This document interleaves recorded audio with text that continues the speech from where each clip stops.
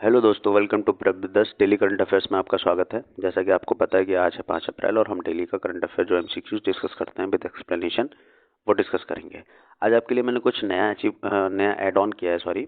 तो नया add on में ये है कि जीके का जो पोर्शन होता है, जैसे कि यहाँ पे आप आरबीआई पढ़ेंगे तो यहाँ पे रेपो रेट की बात की गई। तो रेपो रेट क्या होता है, इसके बारे में क्या इन्फॉर्मेशन है, किस तरीके से क्या चीज़ें होती हैं, तो उसको भी समझेंगे थोड़ा सा। मैंने उसकी भी स्लाइड्स आप देख सकते हो कि ऐड की है, रेपो रेट और उसका कैसे इम्पैक्ट डायरेक्ट जनता पे पड़ता है।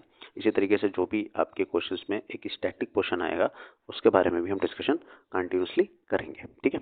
वीडियो को पूरा एंड तक जरूर देखिएगा। ज़्यादा लंबी वीडियो में बनाता नहीं हूँ जिससे आपका टाइम वेस्ट हो।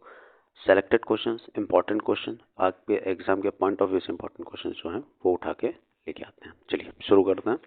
तो पहला क्वेश्चन आपका है, आरबीआई ने लगातार 7वीं बार रेपो रेट को किस दर पर बरकरार रखा है। ठीक है, मतलब इससे पहले भी कर चुका है, 7वीं बार ऐसा है कि रेपो रेट में कोई परिवर्तन नहीं किया गया। तो 6% यहाँ पे आपको दिख रहा है, 6.2%, 6.5%, 6.75%। तो यहाँ पे करेक्ट आंसर आपका हो जाएगा सी ऑप्शन, 6.5%। भारतीय रिजर्व बैंक के गवर्नर शक्तिकांत दास ने, अब देखिए यहाँ पे एक स्टैटिक क्वेश्चन आपका कि आरबीआई के गवर्नर कौन है वर्तमान समय में, तो शक्तिकांत दास हैं। प्रमुख ब्याज दरों पर मौद्रिक नीति समिति एमपीसी के फैसले की घोषणा की। आरबीआई ने लगातार 7वीं बार रेपो रेट में कोई बदलाव नहीं किया है, 6.5% पर बरकरार रखा है। आरबीआई की मौद्रिक नीति समिति ने 5:1 रेशियो से जो है वो आपका बहुमत इस पर दिया है, मतलब ये फैसला जो लिया गया है वो इस रेशियो पर लिया गया है। देख लेते हैं रेपो रेट क्या होता है। तो जिस ब्याज पर आरबीआई बैंकों को लोन देता है, ठीक है, मतलब कि क्या होता है कि जो बैंकें हैं आपके भारत में वर्तमान में, ठीक है, तो उन बैंकों को जब पैसे की जरूरत होती है तो वो किससे मांगती हैं, आरबीआई से मांगती है। इसीलिए आरबीआई को क्या बोलते हैं, बैंकों का बैंक बोला जाता है। तो जब आरबीआई से पैसा मांगती है तो आरबीआई क्या करेगी, जब पैसा देगी तो उस पर कुछ ना कुछ ब्याज लेगी। तो आरबीआई जो बैंकों को पैसा देती है उस पर जितने प्रतिशत का ब्याज चार्ज करेगी वो कितना है, 6.5% का है। इसी को हम क्या बोलते हैं, रेपो रेट बोलते हैं। रिवर्स रेपो रेट क्या होता है, जैसे इसका अपोजिट होता है। जब कभी मान लीजिए भविष्य में आरबीआई को जरूरत है पैसे की और वो बैंकों से पैसा लेगी, तो जब बैंकों से पैसा लेगी तो बैंक भी ब्याज चार्ज करेंगी। तो जब आरबीआई को जरूरत होती है पैसे की और वो बैंकों से जब पैसा लेती हैं या लोन लेती हैं तो उस पर उन्हें जो ब्याज देना पड़ता है वो क्या होता है, आपका रिवर्स रेपो रेट होता है। एक बात हमेशा ध्यान रखिएगा कि जो रिवर्स रेपो रेट होता है ये हमेशा रेपो रेट से क्या होगा, कम होगा, क्योंकि यहाँ पे भाई साहब उनके बड़े भैया पैसा ले रहे हैं और बड़े भैया से कोई ज़्यादा ब्याज नहीं ले सकता है ना, थोड़ा बहुत तो चल सकता है। तो ये बात आप ऐसे ध्यान रख सकते हैं। चलिए आगे देखेंगे रिवर्स रेपो रेट का डायरेक्ट एक आम जनता पर कैसे इम्पैक्ट पड़ता है उस चीज़ को समझते हैं थोड़ा सा। तो जब रिजर्व बैंक रेपो रेट में कमी करता है तो कॉमर्शियल बैंकों को रिजर्व बैंक से मिलने वाला लोन क्या हो जाता है, सस्ता हो जाता है। तो जब कॉमर्शियल बैंकों की आरबीआई से उधार लेने की लागत घट जाती है तो उन्हें रिजर्व बैंक से सस्ती लोन पर, मतलब सस्ती दर पर जो है वो क्या मिलता है, लोन मिलता है। कहने का मतलब ये है कि अगर कॉमर्शियल बैंक आरबीआई से सस्ते ब्याज पर लोन ले रही है तो क्या करेगी, आगे भी जो आम जनता है उसको भी सस्ती ही दर पर भेजेगी। जब उसको ही महंगा मिल रहा है ब्याज दर पर लोन, तो जाहिर सी बात है कि आम जनता को वो क्या करेगी, और महंगा ही मिलेगा, क्योंकि वो कम तो करेगी नहीं भाई। अगर मान लो 6.5 पे उसे मिल रहा है तो ऐसा तो होगा नहीं ना कि आम जनता को वो 5.5 पे ही दे देगा, वो बढ़ा के ही देगा। तो देखिए इसका इम्पैक्ट कैसे होता है। यदि अब कॉमर्शियल बैंक भी सामान्य जनता को उधार दिए गए होम लोन, पर्सनल लोन, वाहन लोन इत्यादि पर वसूली किए जाने वाले ब्याज दर में कटौती कर देता है तो सामान्य जनता को भी सस्ती दरों पर लोन मिल जाते हैं। जिन लोगों ने ये सभी प्रकार के लोन पहले से ही लिए हुए हैं तो उनके द्वारा बैंकों को दी जाने वाली मासिक किस्त या ईएमआई में कमी आ जाती है, जो कि रेपो रेट में कमी आए बिना संभव नहीं है। ठीक है, तो ये डायरेक्टली इम्पैक्ट किस तरीके से पड़ता है ये भी मैंने आपको यहाँ पे समझा दिया है। आगे देखते हैं।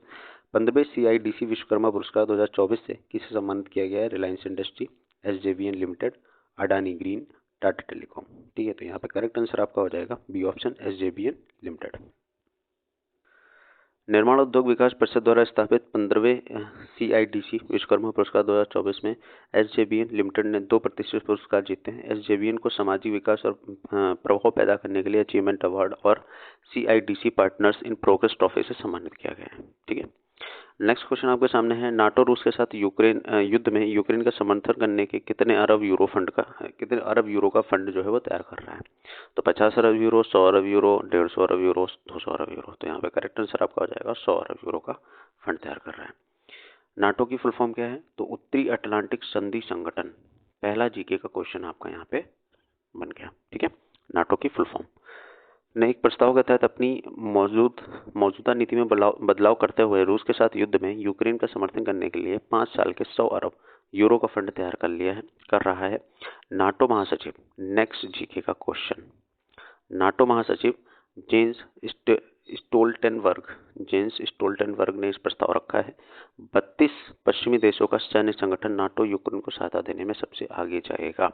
अब यहाँ पे तीसरा जो है वो आपका जीके का क्वेश्चन कि नाटो में कितने देश सदस्य हैं। तो 32 देश जो हैं वो आपके सदस्य हैं नाटो के, जिसमें से 30 आपके यूरोपियन कंट्रीज हैं, 2 आपके उत्तरी अमेरिकी कंट्रीज हैं। ठीक है, तो देखिए जो भी करंट अफेयर होता है वहाँ से स्टैटिक के क्वेश्चन कैसे बनते हैं ये बात आपको समझ आ रही होगी। अब नाटो से रिलेटेड ये चीज़ आई है कि नाटो यूक्रेन का समर्थन करने के लिए 100 अरब फंड का जो है वो तैयार कर रहा है, 100 अरब डॉलर का फंड तैयार कर रहा है, यूरो का सॉरी। तो अब नाटो से रिलेटेड हो सकता है कि आपके एग्जाम में कोई क्वेश्चन पूछ दे, है ना। तो इस चीज़ को ध्यान रखिएगा कि नाटो का महासचिव कौन है वर्तमान में, फुल फॉर्म क्या है, कितने देश सदस्य हैं। ठीक है, इस चीज़ को लेकर तो यहाँ पे देखते हैं स्थापना वगैरह को भी क्वेश्चन पूछ सकता है। तो स्थापना देखते हैं थोड़ा सा और नाटो के बारे में क्या है। तो नॉर्थ अटलांटिक ट्रीटी ऑर्गेनाइजेशन यानी कि नाटो की स्थापना 1949 में हुई। नाटो की स्थापना का उद्देश्य सोवियत संघ के बढ़ते प्रभाव से मुकाबला करना था। 1949 में जब नाटो बना तो इसके अमेरिकी समेत 12 संस्थापक सदस्य थे। ठीक है, तब कितने थे? 12। वर्तमान में कितने हैं? 32। ठीक है, जिसमें 30 यूरोपियन, तो आपके अमेरिकी। नाटो एक सैन्य गठबंधन है जिसके अब अमेरिका ब्रिटेन समेत 30 सदस्य हैं। मतलब अमेरिका ब्रिटेन समेत 30, तो मतलब कितने हो गए? 30 और 2 32। ठीक है, नाटो के सदस्य देशों पर अगर कोई और देश हमला करे तो इसके सदस्य देश उसका जवाब देते हैं। यूक्रेन चाहता है नाटो का सदस्य बनना, रूस कर रहा है इसका विरोध। तो कारण ये है, यूक्रेन चाहता है कि हम नाटो के सदस्य बन जाएं, पर रूस क्या कर रहा है कि उसका विरोध कर रहा है कि आप नाटो के सदस्य मत बनिए। ठीक है, चलिए नेक्स्ट आपका है विश्व बैंक द्वारा हाल ही में किसी आर्थिक सलाहकार पैनल का सदस्य नियुक्त किया गया है। अमिताभ कांत, राजीव सिन्हा, राकेश मोहन, अजय मोहन सिंह। इसमें से करेक्ट आंसर आपका हो जाएगा राकेश मोहन। विश्व बैंक समूह ने हाल ही में भारतीय रिजर्व बैंक के पूर्व डिप्टी गवर्नर राकेश मोहन को आर्थिक सलाहकार पैनल का सदस्य नियुक्त किया है। नई दिल्ली स्थित think tank centre for social and economic progress ने यह जानकारी दी।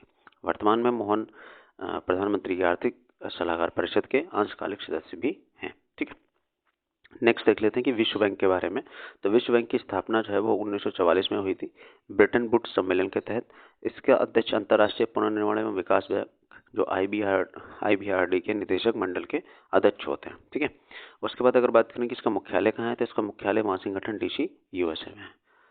नेक्स्ट क्वेश्चन है CCI स्कूनर क्लासिक का टाइटल किसने जीता है? पंकज अडवाणी, कमल चावला, अभय कपूर, श्रेयांश सिन्हा। तो यहाँ पे करेक्ट आंसर आपका हो जाएगा पंकज अडवाणी।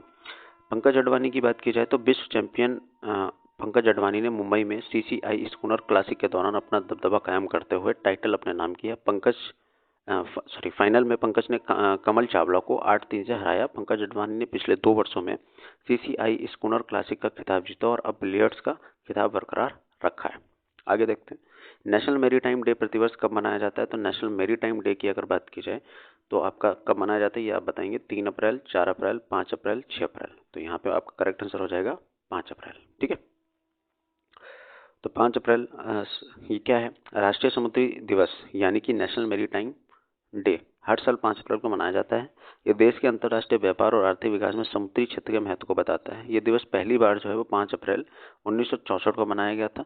राष्ट्रीय समुद्री दिवस की थीम अब यहाँ से आपके लिए हो जाता है इम्पोर्टेंट। ठीक है, कि राष्ट्रीय समुद्री दिवस की इस साल 2024 की थीम क्या है, तो ये आप याद रखिएगा। और कब मनाया जाता है वो तो आप याद रखेंगे ही। तो राष्ट्रीय समुद्री दिवस 2024 की थीम है भविष्य को नेविगेट करना, सुरक्षा पहले, मतलब navigation the future, safety first. ठीक है, नेक्स्ट आपके लिए क्वेश्चन आ जाता है अंतर्राष्ट्रीय खाद्यान्न जागरूकता दिवस हर साल कब मनाया जाता है? 3 अप्रैल, 4 अप्रैल, 5 अप्रैल, 6 अप्रैल। बताइए ये कब मनाया जाता है भाई? तो ये हो जाएगा 4 अप्रैल। अंतर्राष्ट्रीय खाद्यान्न जागरूकता दिवस प्रतिवर्ष 4 अप्रैल को मनाया जाता है। यह दिवस खाद्यान्न लैंड माइनिंग संबंधी गतिविधियों, मानवता के लिए इनके खतरे और बचाव के बारे में जागरूकता फैलाने के लिए मनाया जाता है। ये दिवस पहली बार 2006 में मनाया गया था। ठीक है, तो आज के लिए इतने सारे क्वेश्चंस थे। वीडियो को प्लीज़ एंड तक जरूर देखिएगा, बहुत इन्फॉर्मेटिव वीडियो है। फालतू की इधर उधर की कोई बातें नहीं है, कोई बकवास नहीं है, डायरेक्ट क्वालिटी ऑफ कंटेंट आपको प्रोवाइड करवाया जा रहा है। पढ़िए, क्वेश्चंस बनाइए, नोट डाउन करिए, नोट्स बनाइए और एग्जाम में परफॉर्म करिए। ठीक है, थैंक यू सो मच। और प्लीज़ वीडियो को ज़्यादा से ज़्यादा शेयर करिएगा, सब्सक्राइब करिएगा, लाइक करिएगा, ताकि रीच बढ़ेगी तो लोगों तक चीज़ें पहुँचेंगी और मुझे भी मोटिवेशन मिलेगा। ठीक है, थैंक यू।